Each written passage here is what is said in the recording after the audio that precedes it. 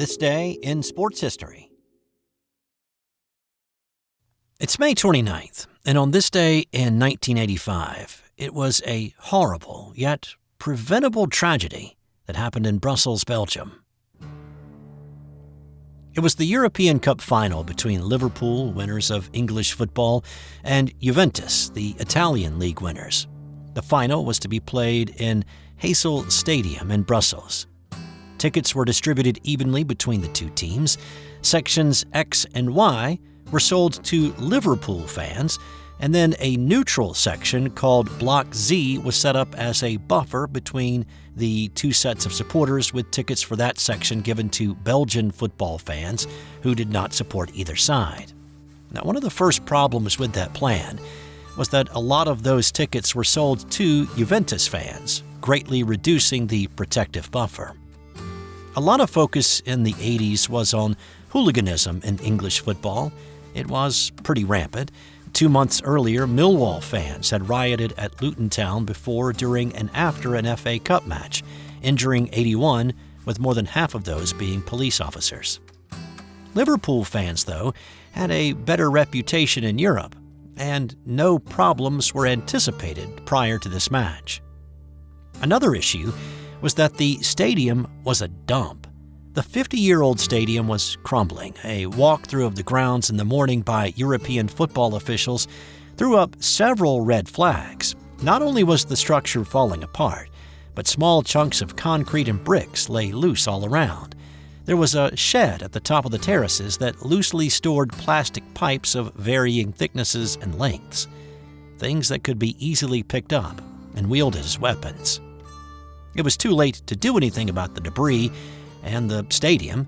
All they could do was hope that it would not present a problem. Despite their reputation for being convivial, there was a recent history between Liverpool supporters and Italian football fans. A year before, in the '84 final, Liverpool and Roma fans clashed, with the English supporters having to flee and seek refuge at the English embassy. Some Liverpool fans saw the '85 final as a chance to avenge the embarrassment from the year before. The gates to the stadium opened at 5 p.m. The problem with Block Z started to become apparent pretty quickly.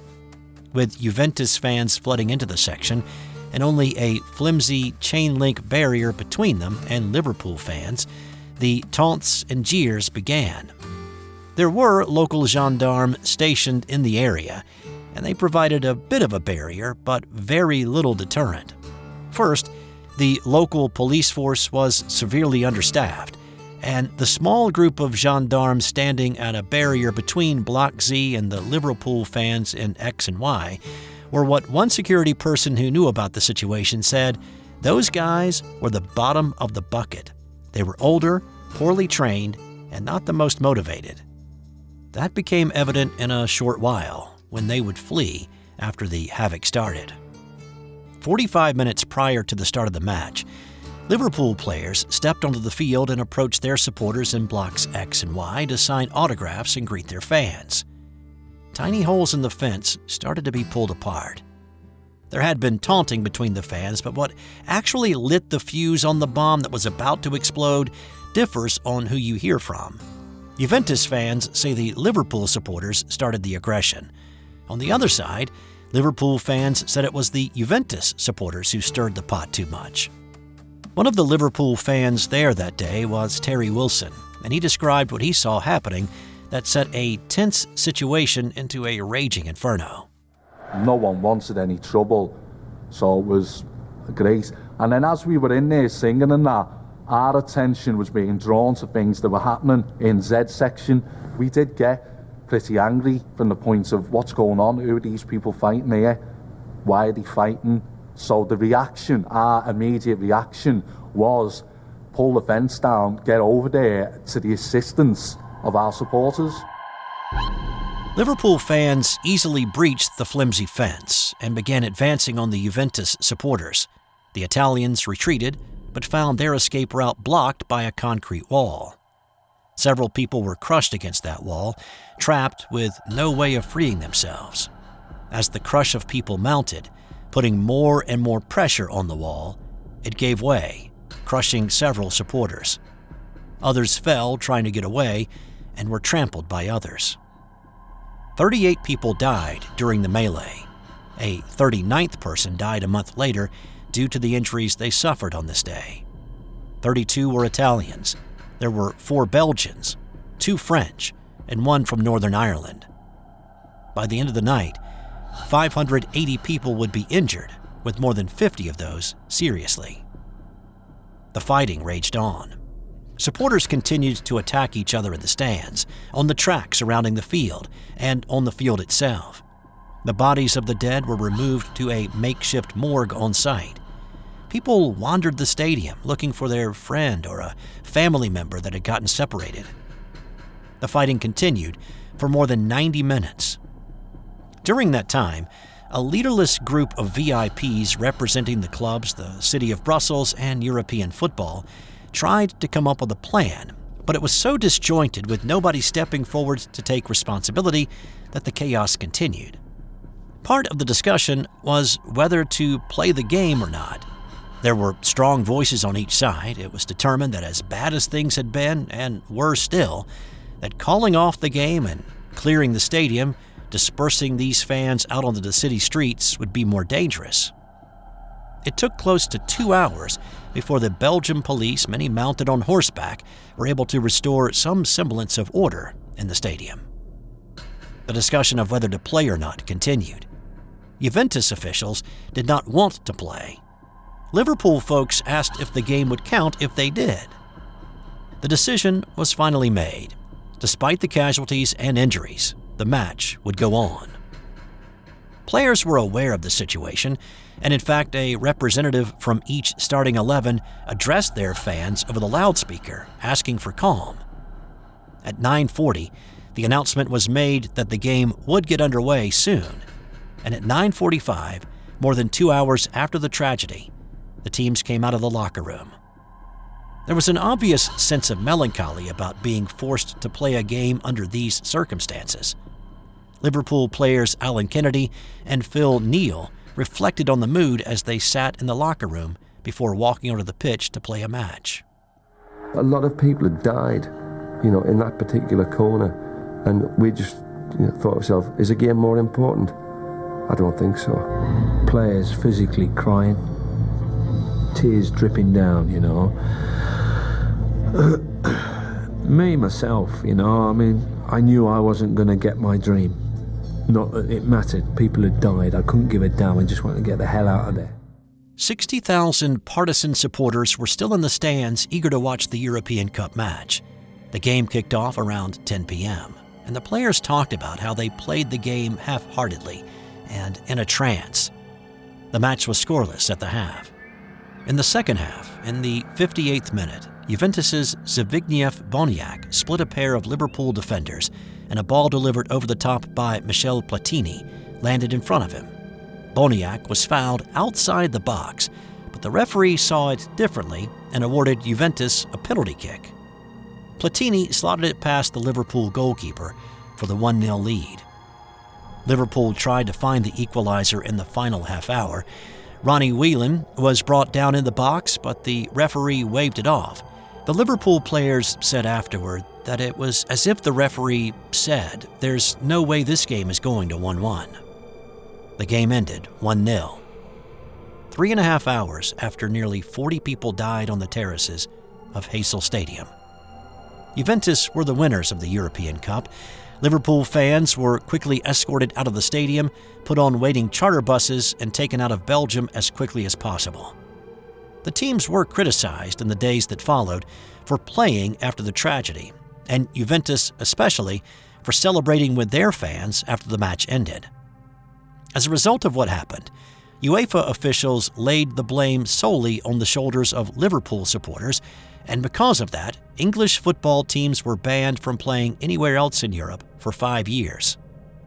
14 Liverpool fans, including Terry Wilson, the voice you heard a few minutes ago, were sentenced to 5 years in prison for manslaughter, though they only served between 5 and 12 months.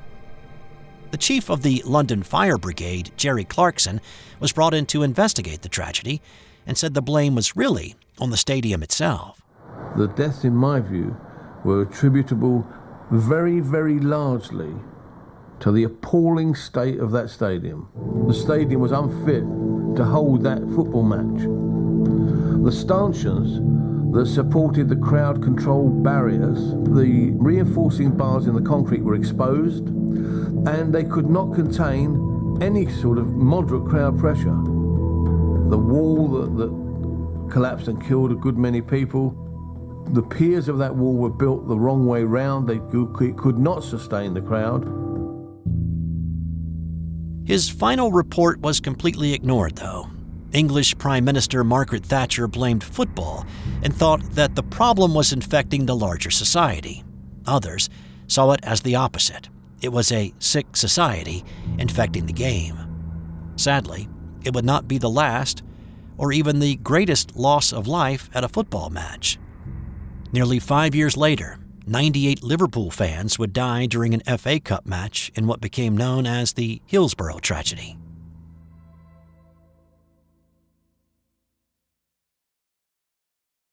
This episode is brought to you by the Sterling Soap Company. Sterling Soap is 100% natural, and with a variety of bath soaps, shave soaps, beard balm, lotions, cologne, and many more personal care products in a large variety of scents, you're sure to find something that's perfect for you or that special someone in your life.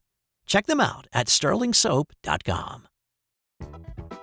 On this day in 1997, Utah's John Stockton hit the big shot. It was Game 6 of the Western Conference Finals between the Jazz and the Houston Rockets. The Jazz had a 3-2 lead in the series, but there were still a lot of doubters about whether Utah could actually get over the hump. Between the 88-89 season and the 96-97 season, no team in the West had won more games than the Jazz, and yet they had not been able to punch their ticket to the NBA Finals. In 96, they'd lost to Seattle in the conference finals. 94, it was the Rockets. In 92, they lost to the Portland Trail Blazers. Well, with 7 minutes to go on this night, the Rockets had a 13-point lead and looked like a decisive Game 7 would be necessary. But the Jazz fought their way back. In the final 3:13 of the game, Stockton decided to take over. He scored 13 of his game-high 25 points in that span, including this shot that finally got the proverbial monkey off their back. 2.8 of a second. We're tied at 100. Game 6 on the line here. Russell to Stockton. Stock for 3. Stock got it. Unbelievable. John Stockton. John Stockton. It's over. The Jazz win it. We're on our way to the World Championship in Chicago. John Stockton, 25 points. Hit the 3 at the buzzer. Unbelievable.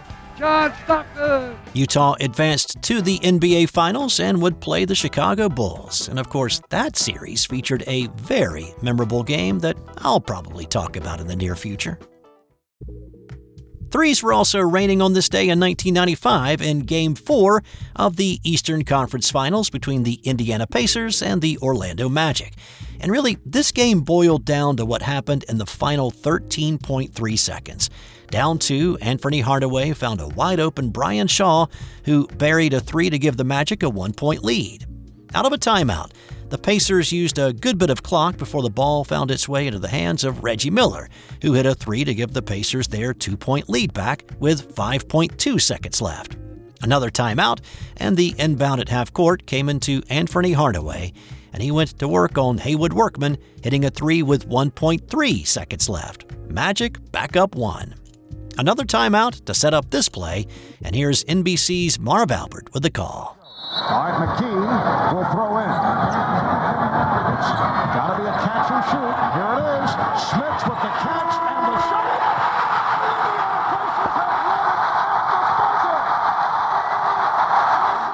In the final 13.3 seconds, there were 11 points scored and the lead changed hands 4 times. The Pacers evened the series at 2 games apiece with the win, but it would be the Orlando Magic that moved on to the finals in the series a few days later. And on this day in 1976, it was a brother versus brother battle that resulted in a first. It was the Atlanta Braves and the Houston Astros at Atlanta's Fulton County Stadium. Phil Niekro took the mound for the Braves. His brother Joe took the mound for the Astros. This was the 5th game in their history that they'd opposed each other in a major league game. Their first meeting was back in 1967, and it was just the 2nd brother pair in major league history that had pitched against each other. Well, like most pitchers, Joe did not exactly concentrate on his hitting very much. In 9 seasons, he had a .158 batting average and had just 10 extra base hits and no home runs. That was until this day.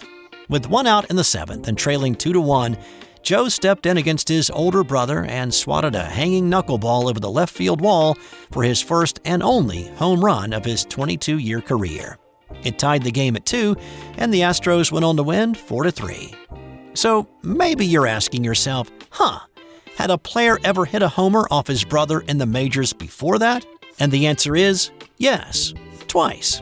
In 1904, Cleveland's George Stovall hit one against his brother Jesse, who was playing with the Detroit Tigers, and Boston Red Sox Rick Farrell homered off his brother Wes of the Cleveland Indians in 1933. And it's also happened once since. Bradley Zimmer of the Cleveland Indians took one deep off his brother Kyle of the KC Royals in 2021. And time now for today's That's Got Nothing to Do with Sports fun fact. Despite the fact that William Shakespeare's epitaph on his gravestone is actually a curse to anyone who moves his bones, radar scans of his grave done back in 2016 showed signs that his grave had been disturbed at some point, and there was evidence that his skull was no longer with him. Say what?